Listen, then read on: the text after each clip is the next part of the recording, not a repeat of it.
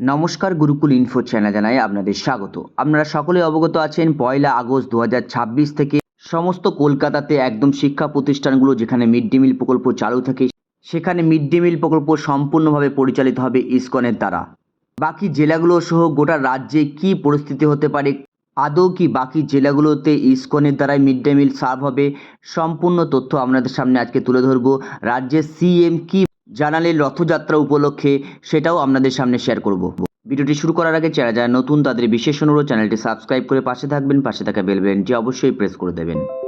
এই সময় পত্রিকার একটা কাট আউট ব্রেকিং আকারে দেওয়া হয়েছে, সারা রাজ্যে মিড ডে মিলের দায়িত্বে আসবে ইসকন, বড় ঘোষণা মুখ্যমন্ত্রীর। পাশাপাশি উত্তরবঙ্গ সংবাদ অনলাইন পত্রিকাতে দেওয়া হয়েছে সিএম শুভেন্দু অধিকারী, গোটা রাজ্যের স্কুলের মিড ডে মিলের দায়িত্বে এবার ইসকন, বড় ঘোষণা মুখ্যমন্ত্রীর।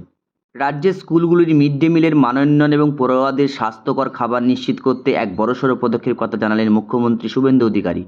এবার সরকারি স্কুলগুলির মিড ডে মিলের দায়িত্ব নিতে চলেছে ইসকন। মেচেদা ইসকনের রথযাত্রা উৎসবে শুভ সূচনায় কথা জানালেন রাজ্যের মুখ্যমন্ত্রী। এদিন মেচেদায় দাঁড়িয়ে সিএম বলেন, শুধু কলকাতা নয়, খুব শীঘ্রই রাজ্যের সমস্ত জেলাতেই স্কুলগুলির মিড ডে মিলের দায়িত্ব নেবে ইসকন।